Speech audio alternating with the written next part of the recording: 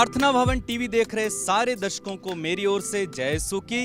मैं आपका अपना साथी संदीप और इस समय लंबी यात्रा के बाद हम पहुंचे हैं बरेली डायसिस में, जहां पर मेरे साथ हैं भाई सीनियर कैमरामैन भाई सोनू, भाई रवि और अजय गिल। हम इस जगह पर खड़े हैं। इस जगह का नाम है नया गांव। यहां से आप देखेंगे रामनगर 26 किलोमीटर और नैनीताल 37 किलोमीटर है। यहाँ से कुछ ही दूर हम धमोला जाएंगे, जहां पर हम अपने इस एपिसोड के मेरी कहानी मेरी जुबानी के नए मेहमान से मिलेंगे और आपकी मुलाकात करवाएंगे और उनके बारे में हम जानेंगे। तो चलिए दोस्तों, इसी सफर को आगे बढ़ाते हुए चलते हैं धमोला पैरिश की ओर।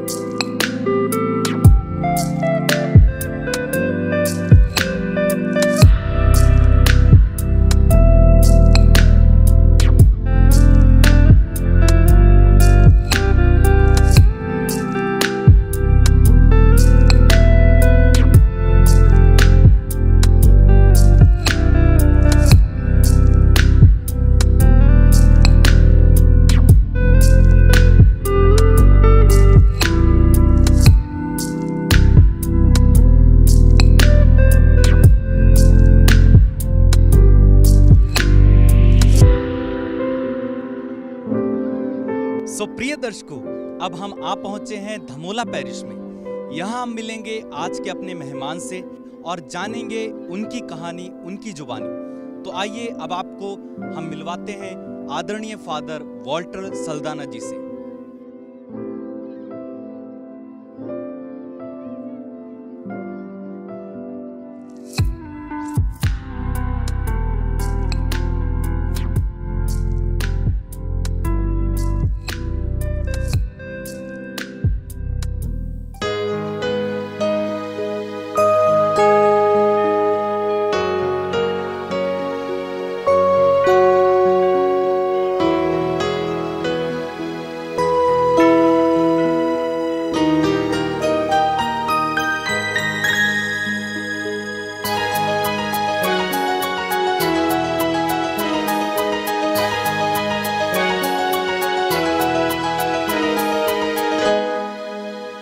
ऐ खुदा तेरे कोलों मैं मंगना दुआ, अमंदा मैनू जग ते वसीला बना। ऐ खुदा ऐ खुदा ऐ खुदा ऐ खुदा।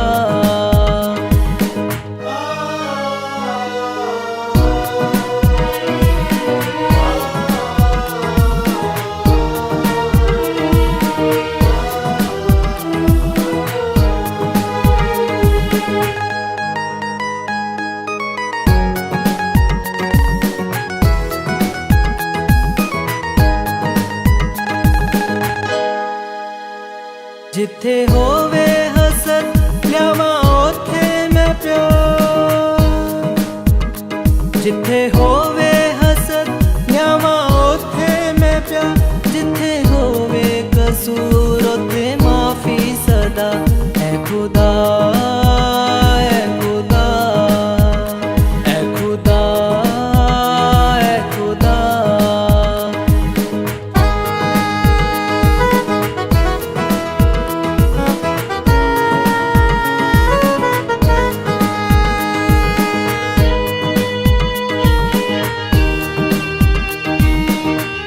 मेरी कहानी मेरी जुबानी प्रोग्राम देख रहे सभी दर्शकों को मेरी ओर से यानी संदीप की ओर से जय यीशु की। प्रिय दर्शकों, जैसा कि आप सभी को अवगत है कि इस प्रोग्राम के माध्यम से हम आपकी मुलाकात उन महान हस्तियों से कराते हैं जिन्होंने अपना जीवन प्रभु के लिए समर्पित किया है। इसी सिलसिले में आज हम पहुंचे हैं बरेली डायसिस के धमोला पैरिश में। धमोला पैरिश उत्तराखंड के नैनीताल जिले में है। ये कालाढूंगी और जिम कार्बेट पार्क के क्षेत्र में है। तो आज हम धमोला पैरिश में मिलने वाले हैं हमारे खास पुरोहित से, जिन्होंने अपने जीवन में कई कार्यभार संभाले हैं, कई पदों पर वे रह चुके हैं। वे पैरिश प्रीस्ट थे, प्रिंसिपल की भूमिका निभा चुके हैं। एनवीएससी पुणे में वे प्रोफेसर थे, यूथ डायरेक्टर की भूमिका निभा चुके हैं। तो आइए आपको और ज़्यादा इंतजार ना करवाते हुए आपको मिलवाते हैं उन महान शख्स से जिन्होंने अपना जीवन प्रभु को अर्पित किया है, और उनकी मिशनरी यात्रा के बारे में उनसे सुनते हैं। तो फादर जी, हमारे इस कार्यक्रम में आपका हार्दिक स्वागत है। धन्यवाद। फादर जी, सबसे पहले हमारे दर्शकों को आपका नाम आप स्वयं बताएं। मेरा नाम फादर वॉल्टर है, लेकिन पूरा नाम है फादर एंटनी वॉल्टर सल्ढाना, लेकिन फादर वॉल्टर नाम से ही मैं जाना जाता हूँ। लोग मुझे इसी नाम से जानते हैं, पहचानते हैं। तो फादर जी, आप हमें ये बताएं कि आप कौन से राज्य से आते हैं? मैं कर्नाटक से हूँ। कर्नाटक में एक मैंगलोर डायसिस है, मैंगलोर डायसिस से हूँ। वहाँ पे हमारा पल्ली का नाम है Remedios church, our lady of Remedios church किरम, तो वहाँ से हूँ मैं। फादर जी, आप अपने परिवार के बारे में थोड़ा हमारे दर्शकों को ज़रूर बताएं। हमारे परिवार में हम 4 भाई हैं। पापा तो गुज़र गए हैं, मम्मी है, और हम 4 भाई। उन 4 भाइयों में से मैं सबसे बड़ा हूँ, और मुझसे जो छोटा भाई है वो अगस्त में गुज़र गया जी। और उससे 2 छोटे भाई हैं, उनका परिवार है। फादर जी, आपके पापा नहीं हैं, तो आप कितने वर्ष के थे जब आपके पापा इस दुनिया से चले गए? 1970 में मेरे पापा का स्वर्गवास हुआ। उस समय कक्षा 6 में पढ़ता था और करीब 11 साल का था। अच्छा फादर जी, जब आप 11 वर्ष के थे और उसके बाद आप सबसे बड़े हैं अपने परिवार में, तो जिम्मेदारी आप पर ही थी, लेकिन उस समय आप छोटे भी थे, तो आपकी माताजी ने वो जिम्मेदारी संभाली। तो आपकी माताजी के बारे में हमें थोड़ा बताएं कि कैसे उन्होंने आप लोगों का पालन पोषण किया, कैसे आप लोगों को शिक्षा दी। हमारी माता बहुत ही धार्मिक प्रवृत्ति की है जी। और मैंने सेमिनरी में जो भी अपनी स्टडी की है और जो भी बाइबल का, प्रार्थना का, वो सब ज्ञान हासिल किया है, लेकिन उसकी बुनियाद जो है मेरी माँ ने डाली है। जी। उन्होंने ही बचपन में मुझे प्रभु यीशु की बहुत सारी कहानियाँ और बाइबल से कुछ ऐसे किस्से सुनाए हैं, मुझे आज भी याद हैं। तो मैं उसको कहूँगा कि बचपन से ही मेरे लिए उन्होंने एक फाउंडेशन यानी कि नींव डाली है, और उसी पर मेरी जब स्टडीज़ हैं और जो भी मैंने बाइबल का ज्ञान और दूसरा ज्ञान हासिल किया है, ख़ास तौर पर हमारे धार्मिक जीवन में, मेरे आध्यात्मिक जीवन में मेरे माताजी का बहुत ही योगदान है। जी। फादर जी, आपकी प्राथमिक शिक्षा और उसके बाद की शिक्षा कहाँ पर हुई और कैसे हुई? प्राथमिक शिक्षा हमारे पल्ली में ही एक प्राइमरी स्कूल था जी। तो उसी प्राइमरी स्कूल में मैंने मेरी प्राइमरी शिक्षा ग्रहण की। उसके बाद उसी पल्ली में एक हाई स्कूल था, अभी वो डिग्री कॉलेज बना है, तो वहाँ पे मैंने हाई स्कूल किया जी। और पम्पे, उस समय वो पम्पे जूनियर कॉलेज था जी। तो वहाँ पे मैंने 10वीं तक वहाँ पे पढ़ाई की और उसके बाद सेमिनरी ज्वाइन किया। जी। फादर जी, आपके परिवार में सबसे ज़्यादा प्यार आप किसको करते थे?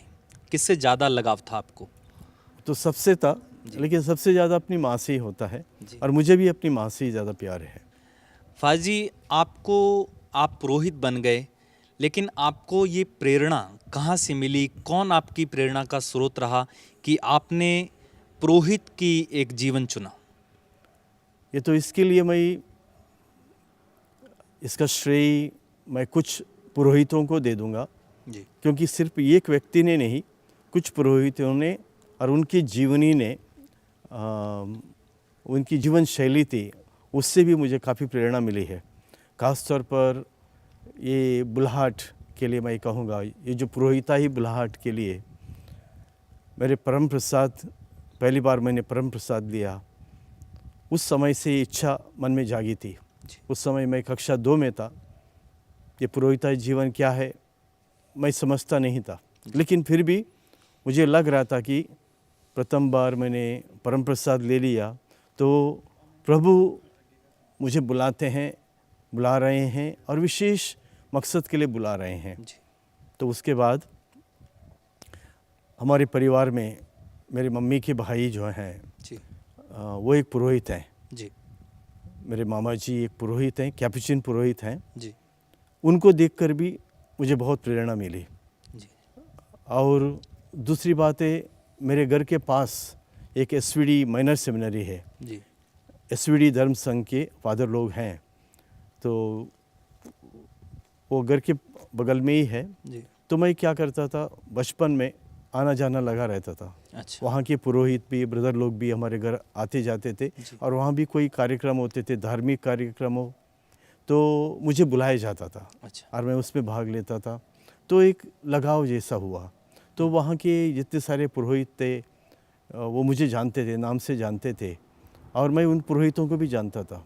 तो धीरे धीरे मैं ये कह सकता हूँ, एक मेरे मामा जी जो कैपुचिन फादर रूपर्ट जी और दूसरे एसवीडी के फादर लोग जी, तो इनकी जीवनी से मैं काफ़ी प्रभावित हुआ जी। और जो बचपन कक्षा 2 में जब मैंने परम प्रसाद लिया था जी, वो जो चाहत थी जी, एक जिज्ञासा थी पुरोहित बनने की, वो बढ़ती गई। जी जी। तो ये बात ध्यान देने वाली है कि धार्मिक व्यक्तियों के साथ रहकर और परम प्रसाद लेकर और उस माहौल में जब आपके बच्चे पलते बढ़ते हैं तो उन्हें भी प्रभु के पास और प्रभु के लिए कुछ करने की प्रेरणा प्राप्त होती है। ये हमने फादर जी से सीखा है। चलिए और जानते हैं इनके बारे में। फादर जी हमें ये बताएं कि आपने जब आगे फादर बनने के लिए या पुरोहित बनने के लिए आपने विचार किया तो इसमें आपके मम्मी और आपके भाइयों ने क्या आपको सपोर्ट किया या उनकी क्या अभिव्यक्ति थी? उनके मन में मेरे लिए बहुत ही प्यार था, लगाव था और वो जानते थे कि मैं अपने परिवार में एक बहुत ही जिम्मेदारी निभा रहा था जी। लेकिन फिर भी जब मैंने मेरे नाना जी से कहा और मेरे पुरोहित अंकल फादर रूपर्ट से कहा, मेरी मम्मी से भी कहा, तो उन्होंने थोड़ा सोचा लेकिन उन्होंने मना नहीं किया। ख़ासतौर पर मेरी मम्मी ने, मेरी माता जी ने मुझे कहा अगर तुम्हें ईश्वर बुलाता है तो तुम जाओ जी। तो मैं इन्हीं शब्दों से मुझे थोड़ा सा प्रेरणा मिली और मैं आगे बढ़ गया। जी। आपने कौन सी सेमिनरी में ज्वाइन किया? सबसे पहले मेरे मन में ये बात थी कि मैं कापुचिन पुरोहित बनूंगा जी, या एसवीडी जो धर्म संघी फादर हैं जी, तो उनमें मैं प्रवेश लूँगा। लेकिन साथ ही साथ ये सेमिनरी ज्वाइन करने के पहले हम लोगों के लिए एक एलओपी कैंप जी, जीवन निर्माण शिविर जी, उसका आयोजन हुआ था हमारी पल्ली में। और हमारी पल्ली में आसपास के 7-8 पल्लियों से और भी वहाँ पे युवा लोग आए थे जी। इस जीवन लक्ष्य निर्माण शिविर में मैंने भी भाग लिया। और उस समय कुछ पुरोहितों ने, धर्म बहनों ने यहाँ पे उत्तर भारत में और विविध क्षेत्र में उन्होंने अपना मिशनरी जीवन कैसे वो लोग बिता रहे हैं, क्या कार्य कर रहे हैं और यहाँ पे बहुत ही ज़रूरत है पुरोहितों की, मिशनरियों की, ये बात उन्होंने कही। तो धीरे धीरे मैंने ये फैसला किया मैं भी एक मिशनरी के रूप में जाऊंगा, प्रभु की सेवा करूंगा और जो भी मुझे प्रभु ने कहा है या जिस लिए प्रभु ने बुलाया है उसकी सेवा करने के लिए, उसका कार्य करने के लिए मैं तैयार रहूंगा। तो मैंने लखनऊ धर्म प्रांत को चुना।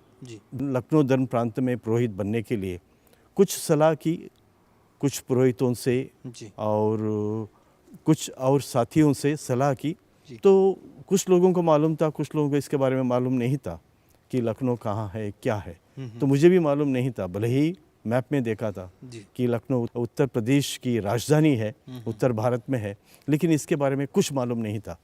यहाँ की संस्कृति, वेशभूषा, यहाँ का खान पान, यहाँ का मौसम, जी ये चीज़ें सब नहीं जानते थे। थोड़ा बहुत इधर उधर से सुना था। जी तो फिर भी मैंने फैसला किया कि लखनऊ धर्म प्रांति के लिए मैं ज्वाइन करूँगा। जी और सबसे पहले सेंट पॉल सेमिनरी दिलकुशा में जो माइनर सेमिनरी है जी जी। उसमें ज्वाइन किया। अच्छा फाज जी, आप साउथ से आते हैं लेकिन आपने नॉर्थ को प्रभु के कार्य के लिए चुना, तो सेमिनरी में रहते समय आपको किन किन चुनौतियों का सामना करना पड़ा? क्योंकि यहाँ की भाषा अलग है और कल्चर अलग हैं, वेशभूषा भी अलग है और भी कई सारी बातें जो कि साउथ से नॉर्थ में अलग हैं।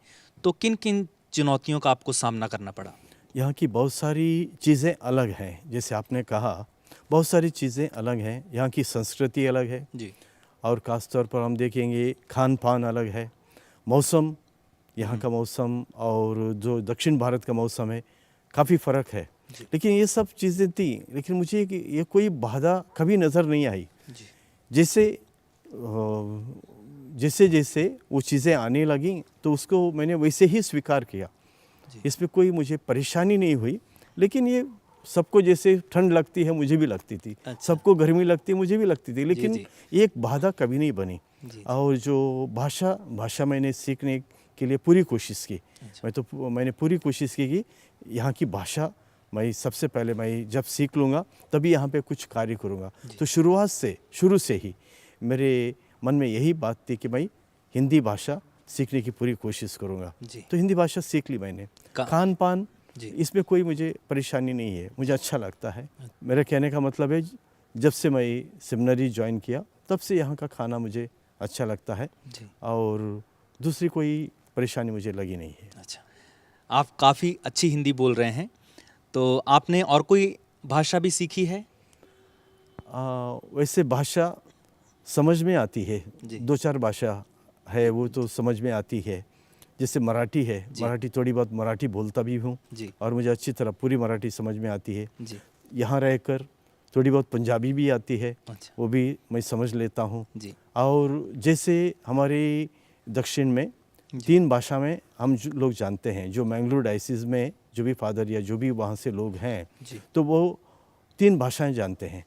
एक तो हमारे राज्य की भाषा कन्नड़, जी। दूसरी है हमारी मातृभाषा कोंकणी, जी। और साथ ही साथ वहाँ के कुछ लोग, वहाँ के हिंदू लोग वहाँ पे तुलु भाषा बोलते हैं। अच्छा। ये तीनों भाषाएं मैं अच्छी तरह बोल सकता हूँ, समझ सकता हूँ। जी। फाल जी, सेमिनरी में रहते समय लगभग 12 साल की ट्रेनिंग होती है, तो क्या आपको कभी मन में ऐसा नहीं आया कि मैं लौट जाऊं घर पे या वापस चला जाऊं, कुछ दूसरा करता हूं?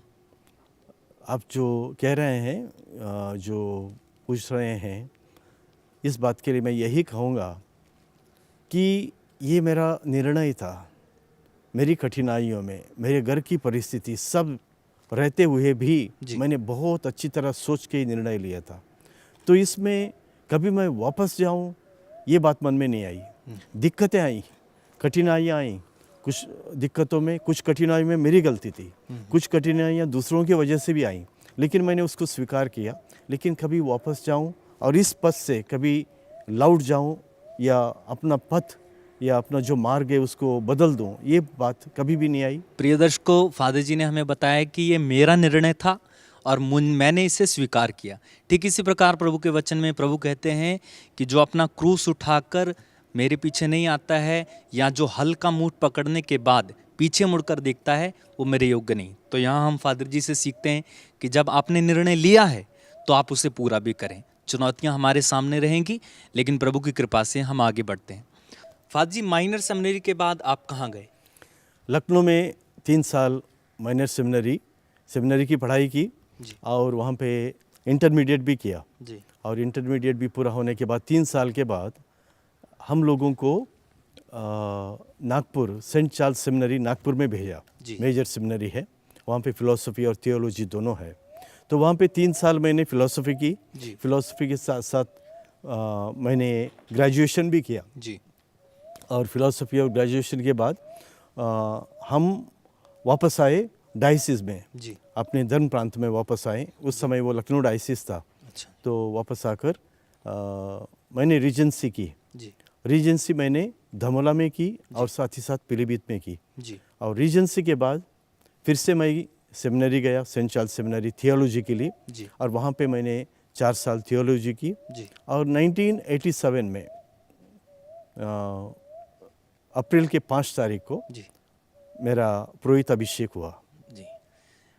फाजी, आपको पुरोहित बनने के बाद क्या क्या इच्छाएं थी आपके मन में, क्या क्या सपने थे कि आप कैसे प्रभु का कार्य करना चाहते थे? ऐसा कोई विशेष मैं आपको नहीं बता पाऊँगा, लेकिन शुरुआत में जब बुलाहट मुझे आई जी कि मैं एक मिशनरी के रूप में सेवा करूँगा, लोगों की सेवा करूँगा, अपने आप को समर्पित करूँगा, साथ ही साथ लोगों के लिए एक अच्छा पुरोहित बनने की कोशिश करूँगा, मेरे मन में बात थी। और दूसरी बात ये भी थी कि मैं किस प्रकार यीशु समाचार प्रचार करूं, अपने कार्यों के द्वारा, अपने जीवन के द्वारा, साथ ही साथ डायरेक्टली जी इसको मैं किस तरह लोगों तक पहुंचाऊं, जी। ये मेरे मन में बात थी और इसी के लिए मैंने कार्य करने का सोच लिया। जी। फाजी, सेमिनरी की कोई याद जो आप शेयर करना चाहते हैं या कोई बताना चाहते हैं हमारे दर्शकों को? सेमिनरी के दिन बहुत अच्छे होते हैं, जी बहुत ही अच्छे होते हैं।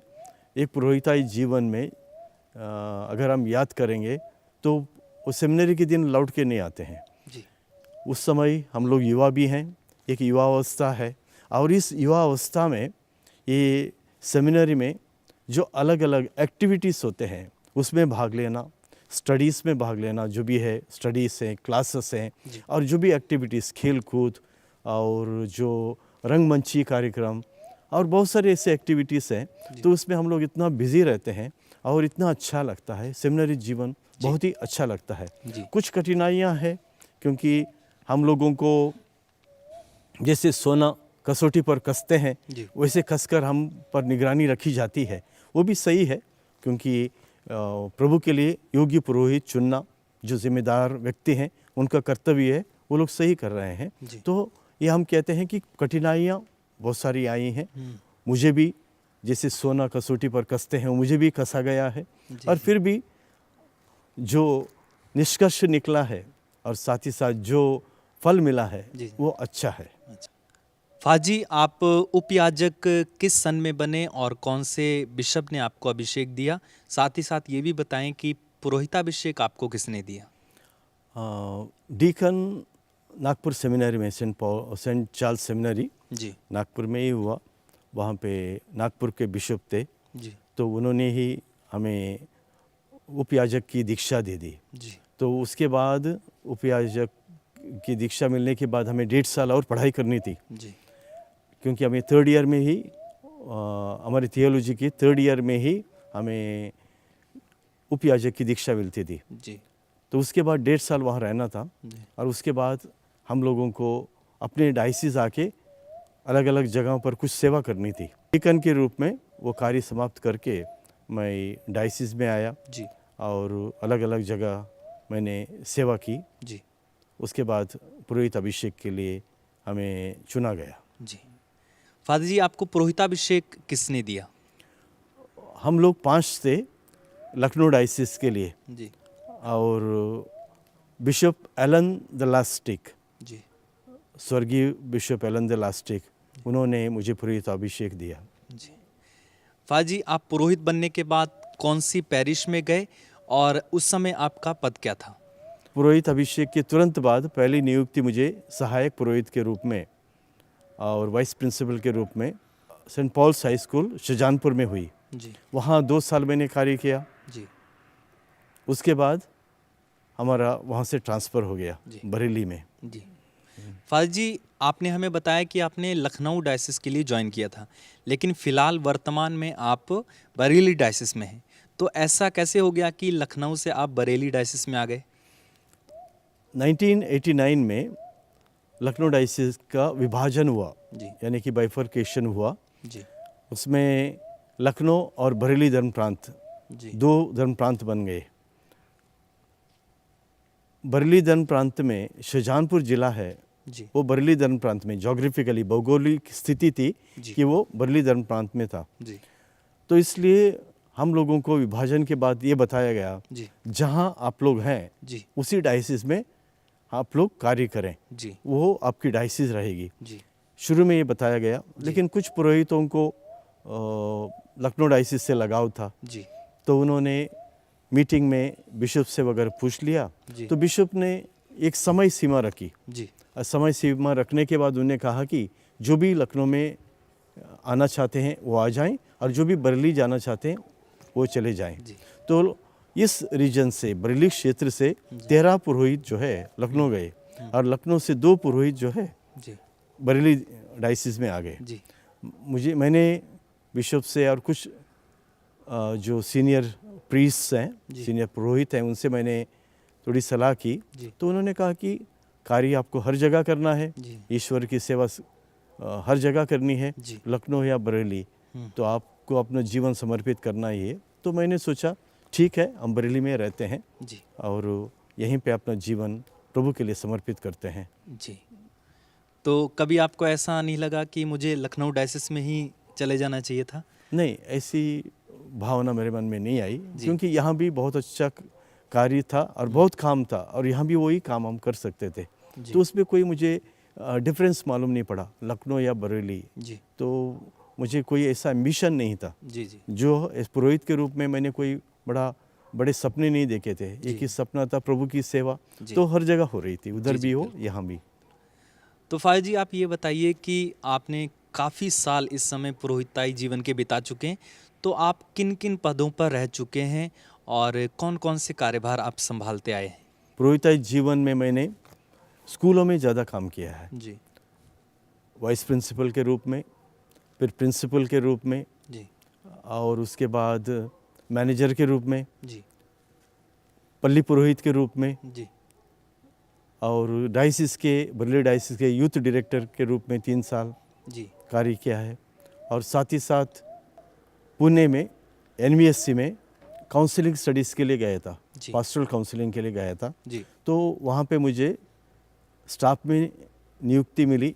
तो स्टाफ में मैंने वहाँ पे एक प्रोफेसर के रूप में कार्य किया, जी एक काउंसलिंग प्रोफेसर के रूप में कार्य किया, और वो कार्य भी मुझे बहुत अच्छा लगा। जी जी। फाजी, आपने बताया कि आप यूथ डायरेक्टर आप 3 साल रह चुके हैं, तो आज के यूथ को हम कैसे मोटिवेट कर सकते हैं? आप अपने तरीके से अगर बताएंगे कि यूथ को कैसे मोटिवेट किया जाए या प्रभु के पास लेकर आए? यूथ का नाम सुनते ही एक डर सा रहता है सब लोगों के मन में, जी लेकिन ऐसा कोई है नहीं है। जैसे बाल्यावस्था है, उसके बाद किशोरावस्था है, युवावस्था है, उसके बाद प्रौढ़ अवस्था है, और उसके बाद वृद्धावस्था। जी हमारे हर एक के जीवन में अवस्थाएं आती हैं, और हर एक अवस्था में क्या होता है कि उसकी एक खूबी होती है, उसकी एक अलग ही पहचान होती है। जैसे बाल्यावस्था में छोटे बच्चे हल्ला मचाते हैं, खेलते हैं, उनकी खिलकारी और थोड़ी सी शैतानी करते हैं। जी। ये सब वो अवस्था का वो एक पार्ट है, एक भाग है हम कहेंगे। जी। उसके बाद किशोरावस्था, वहाँ पे वो जो पीयर ग्रुप बनाते हैं, अपना पीयर ग्रुप, अपने दोस्त बनाते हैं, और वो भी एक अलग अवस्था है। और उसी प्रकार युवावस्था एक ऐसी स्थिति है, वहाँ यूथ जो है, युवा लोग हैं, वो खुद कंफ्यूज्ड हैं। It's a state of confusion कहते हैं। जी उनको अपने जीवन में ऐसा लगता है कि वो चौराहे पे खड़े हैं, मुझे कहाँ जाना है, माने मुझे कौन सा कैरियर अपनाना है, मैं किसके पीछे जाऊँ, या क्या मैं अपनाऊँ अपने जीवन में, मेरा लक्ष्य क्या है। तो वो एक परेशानी है, वो एक कन्फ्यूजन है। और ये कन्फ्यूजन है इमोशनली भी है, फिज़िकली भी उनकी जो ग्रोथ होती है उसकी वजह से भी परेशानियां हैं, और इमोशनली भी बहुत सारी परेशानियां आती हैं। जी। तो इनको हमें समझना बहुत ज़रूरी है, उनकी स्थिति को, उनकी परिस्थिति को समझना बहुत ज़रूरी है। If we understand the youth then it is not difficult. अगर हम उनको जज करेंगे, इफ़ वी जज the youth then we can't love them. Mother Teresa भी कहती है, इफ़ यू जज people you will not be able to love them.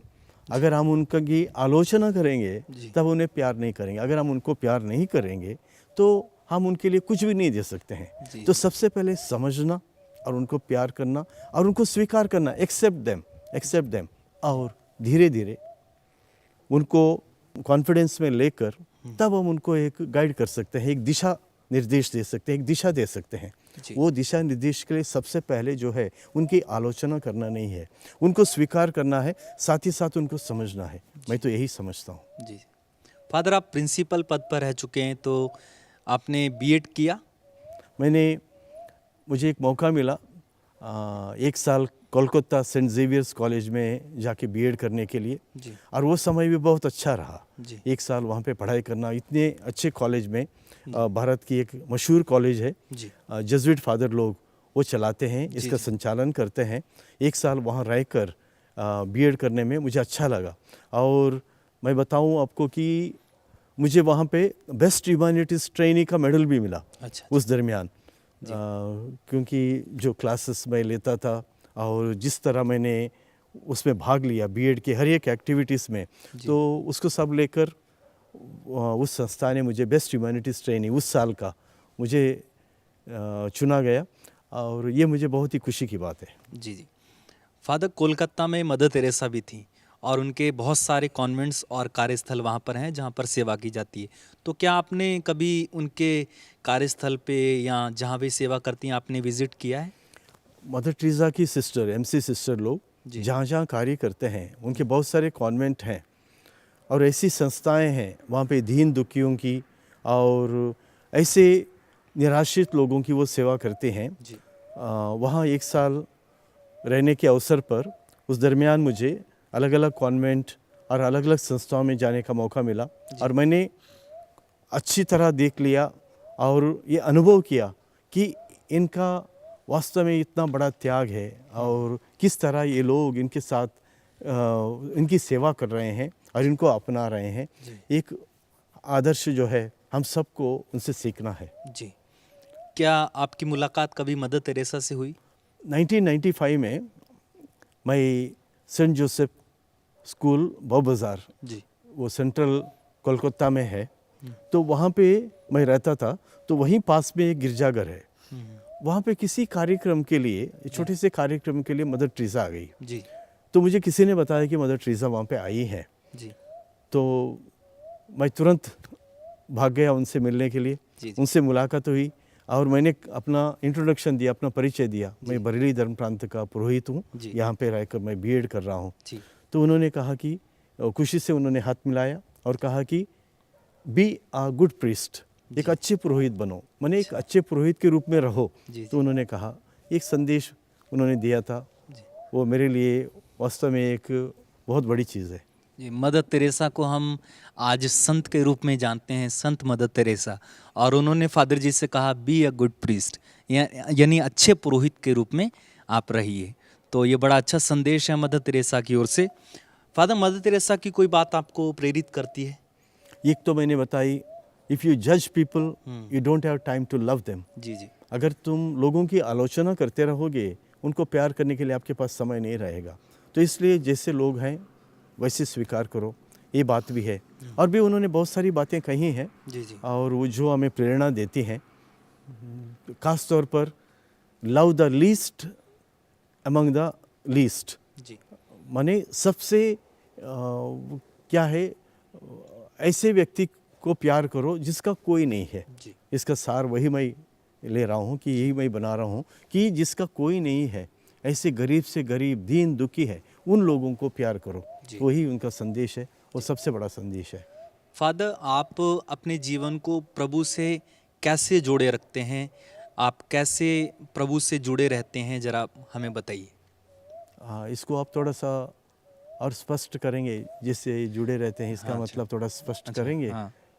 Father, आप अपने जीवन में जब चुनौतियों का सामना करते हैं, समस्याओं का सामना करते हैं, तो उस दौरान आप प्रभु से कैसे मदद मांगते हैं या कैसे आप जुड़े रहते हैं? क्या ये परेशानियां या चुनौतियां आपको अलग करती हैं, या आप प्रभु से कनेक्ट रहते हैं, जुड़े रहते हैं?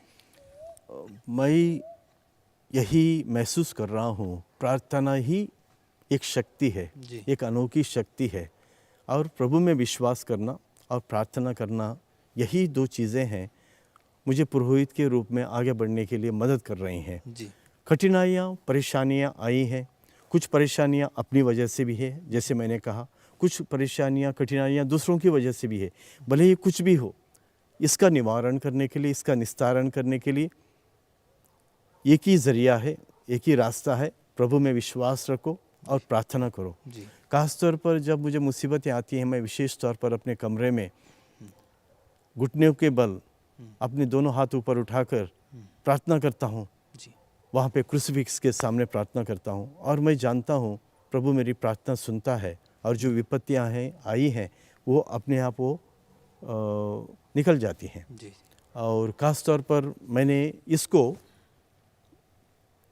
बाइबल से ही मैंने इसको सीखा है, पढ़ा है। जी। जी। बाइबल में निर्गमन ग्रंथ में अध्याय 17 जी।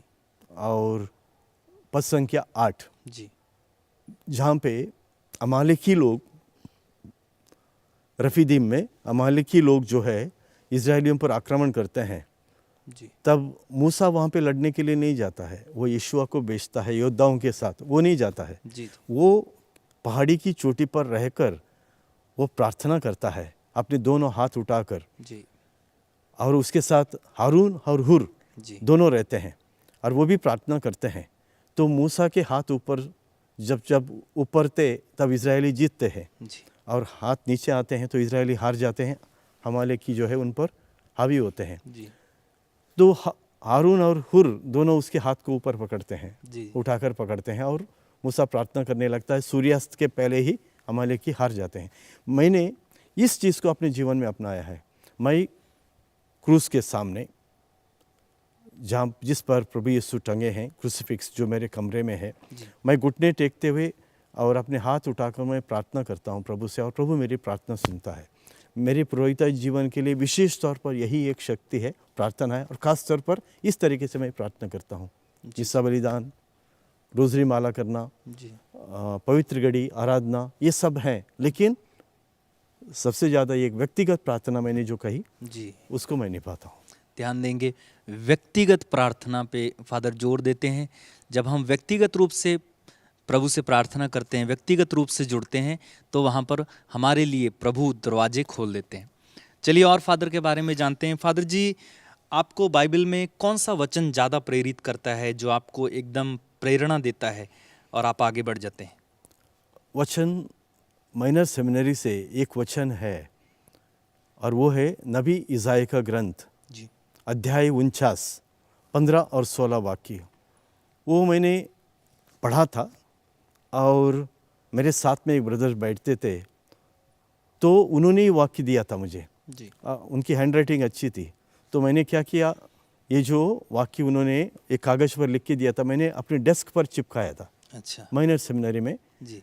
शुरू में उस पर इतना ध्यान नहीं दिया, बाद में मैं जब पढ़ रहा था, ये मेरे लिए एक जीवन का अंग बन गया, जी। मेरे लिए एक प्रेरणा का स्रोत बन गया, जी। कि इसी को लेके ही मैं प्रभु से प्रार्थना करता था। ये जानता था कि, और ये जान गया कि प्रभु मुझे कितना प्यार करते हैं। जी। और वो वाक्य है, क्या एक स्त्री अपने दूध मुहे बच्चे को बुला सकती है? अगर वो भी बुला दे तो मैं तुम्हें नहीं भूलूंगा, ईश्वर कहता है। और ईश्वर ये भी कहता है, तुम्हारा नाम अपनी हथेली पर लिखा है। ये जो वाक्य है, जो माइनर सेमिनरी से हैं, अभी तक हैं, और मैं लोगों को भी इस पर ध्यान देने के लिए आकर्षित करने की कोशिश करता हूँ। लोगों को भी इस पर मैं जोर देता हूँ कि इस वाक्य को पढ़ो, जी। प्रवचन में और या कभी प्रार्थना में भी इस वाक्य को मैं लेकर लोगों को प्रेरणा देने की कोशिश करता हूँ। जी। फादर, आप एक पुरोहित हैं और पुरोहित प्रभु के वचन को सुनाते हैं, तो आप अपने प्रवचनों की तैयारी कैसे करते हैं? प्रवचन की तैयारी जो है, क्योंकि बहुत सारे किताब पढ़ता था मैं, जी। बहुत सारे किताब, और बहुत सारे एनेक्डोट कहते हैं, घटनाएं हैं, जी। और किताबों से वो सब लेके मैं क्या करता था, बाइबल सुसमाचार पढ़ता था, जी। और उसको दोनों को एक कनेक्शन देने की कोशिश करता था, और अपने जो भी प्रवचन है उसको मैं थोड़ा सा दिलचस्प बनाने की कोशिश करता था। जी। ये पहले मेरा जीवन, जो पुरोहिताई जीवन पहले का है, वो है। जी। लेकिन कुछ सालों से मैंने इस बाइबल को लेना शुरू किया। जी। ऐसा नहीं कि मैं कोई घटनाओं के बारे में या कोई एनेक्डोट्स हैं ये नहीं बताता हूँ, एक बताता हूँ, लेकिन कम बताता हूँ। ज़्यादातर मैं सोचता हूँ कि वचन में बहुत कुछ है। जी। जी। अगर वचन मैं पढ़ता हूँ अच्छे से और उस पर मनन चिंतन करता हूँ तो इस वचन में ही बहुत कुछ है और कोई किताबें पढ़ने की ज़रूरत नहीं है। अगर पढ़ते हो ठीक है, अच्छा लगता है तो उसको कहते हैं कि आपको जो जनरल नॉलेज आपकी बढ़ती है। और जो कॉन्टेक्चुअलाइजिंग माने उस संदर्भ के लिए, उस सुसमाचार को उस संदर्भ के लिए अनुरूप बनाना, कॉन्टेक्चुअलाइजिंग वो तो कर सकते हो, लेकिन फिर भी मैं कहता हूँ हमारा जो वचन है उसी का प्रवचन होना है, वचन का ही प्रवचन होना है। और वही लोग चाहते हैं और वही प्रभु यीशु ने भी किया है। जी जी जी।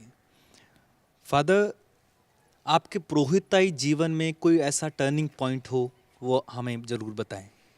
पुरोहिताई जीवन में मैंने स्टडीज़ बहुत की, सेमिनरी में भी स्टडीज़ की, पुरोहित बन गया।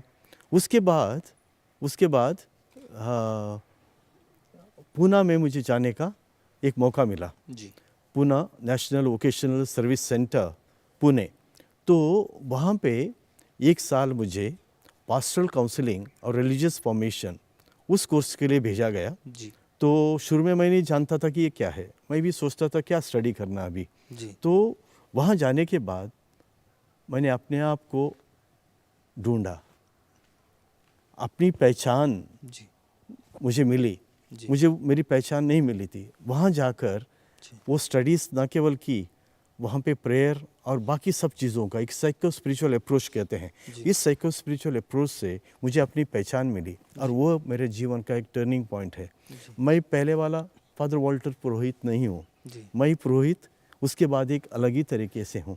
अलग ही तरीके से कहने का मतलब है ईश्वर के प्रेम को मैंने जाना, उसके बाद अपने आप को मैंने ढूंढा, तभी मुझे पता चला। उसको कहेंगे आप लोग एक इनवर्ड जर्नी, एक इनवर्ड जर्नी थी। और इस इनवर्ड जर्नी के द्वारा मैंने अपना सेल्फ इंट्रोस्पेक्शन किया और मैंने अपने आप को जाना, पहचाना। उसके बाद मेरा जीवन तो अलग हो गया, जो प्रभु के लिए मैंने समर्पित किया। जी। फादर जी, आप काफ़ी सालों से पुरोहित हैं। हमें ये बताइए कि शुरू के 10 सालों के बाद आप में क्या क्या परिवर्तन आए, क्या क्या पुरोहिताई जीवन में आपने परिवर्तन लाए?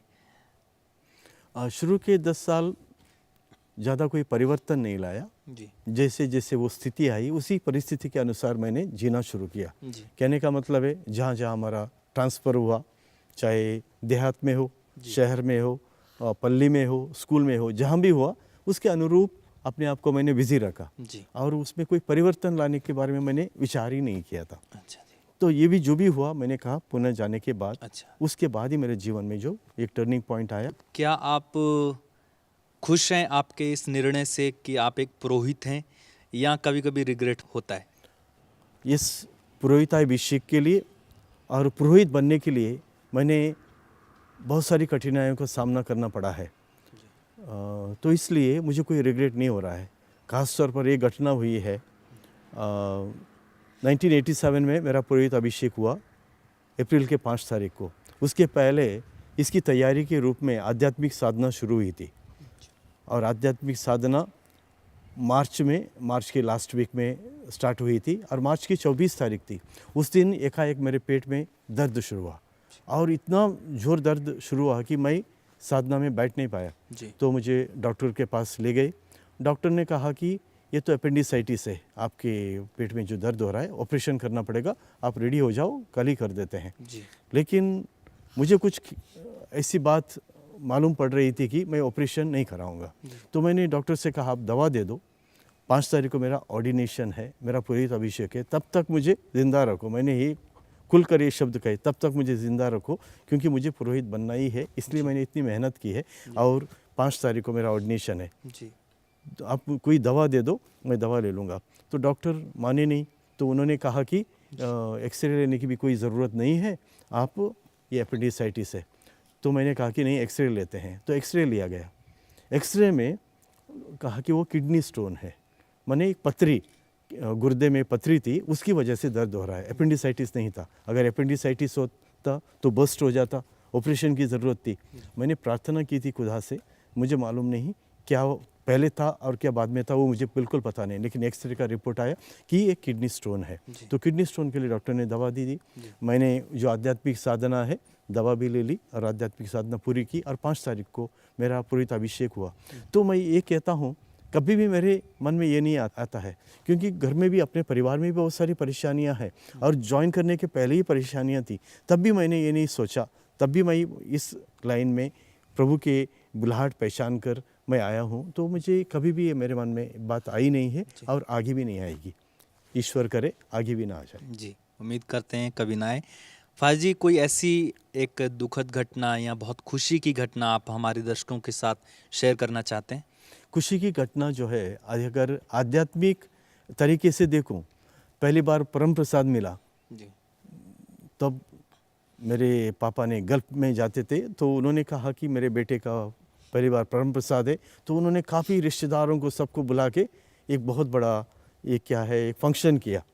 तो सब लोगों ने मुझे आशीष दे दी। मैं सबके पास जाके आशीष लेने जा रहा था, तो जो भी मेहमान आए थे सब ने आशीष दे दी। मुझे अच्छा लगा उस दिन, और मेरे लिए बहुत ही खुशी का दिन है, वो मैं कभी भूल नहीं सकता हूँ। उसके बाद पुरोहित अभिषेक का, क्योंकि मैंने कहा जो पुरोहित बनने के पहले जो कठिनाइयाँ आई, जो बीमारियाँ आई, तब भी मुझे ईश्वर ने ये आशीष दी कि मैं पुरोहित बनाऊँ, एक वो दिन। और तीसरी जो है आध्यात्मिक जीवन में, वो है मेरी सिल्वर जुबली।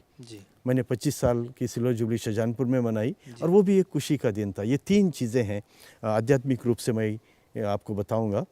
परम प्रसाद लेना, पुरोहित अभिषेक और ये जो सिल्वर जुबली है, ये 3 चीज़ें हैं। और बाद में खुशी की बातें अगर देखेंगे तो कॉलेज के ज़माने में बहुत सारी थी, क्योंकि मैं स्पोर्ट्स में भी था, साथ ही साथ स्टेज परफॉर्मेंस भी अच्छा करता था। बहुत सारे इनाम मिले, और कभी कभी फर्स्ट प्राइज़ मिलना। इतने सारे कॉम्पिटिटर्स हैं, इतने सारे प्रतिस्पर्धी हैं, इनके बीच में आपको प्राइज़ लेना एक बहुत बड़ी, अपने आप में एक बहुत बड़ी बात होती थी। उससे भी मैं खुश होता था। लेकिन अभी कोई ज़्यादा ये चीज़ें मायना नहीं रखती हैं, क्योंकि उस समय उस समझ के अनुसार, उस परिस्थिति के अनुसार वो बहुत खुशी का समय था। कॉलेज में भी तो प्राइज़ लेना, स्पोर्ट्स में, गेम्स में, और साथ ही साथ सेमिनरी में, अलग अलग कंपटीशन में भाग लेना, और बहुत सारी चीज़ों में, इसमें बहुत खुशी मैं महसूस करता था। अच्छा फाज जी, एक अंतिम संदेश आप उन साथियों को जो अभी अपनी बुलाहट को पहचान कर अपना जीवन प्रभु को समर्पित कर रहे हैं या सेमिनरी में हैं, आगे की पढ़ाई कर रहे हैं, तो उनके लिए कोई संदेश आप देना चाहते हैं? ये संदेश, इस बुलाहट को स्वीकार करना। बुलाहट आती है, Lord calls, and we have to say yes to the Lord. प्रभु को हमें हाँ कहना है। हाँ कहना है, ये कब तक हाँ कहना है और कब हाँ कहना है? जब हम सेमिनरी में ज्वाइन करते हैं, saying yes, that is not enough.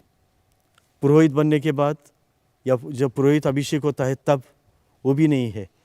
पुरोहित अभिषेक होने के बाद हर पल, हर घड़ी, हर क्षण, रोज़ाना हाँ कहना है।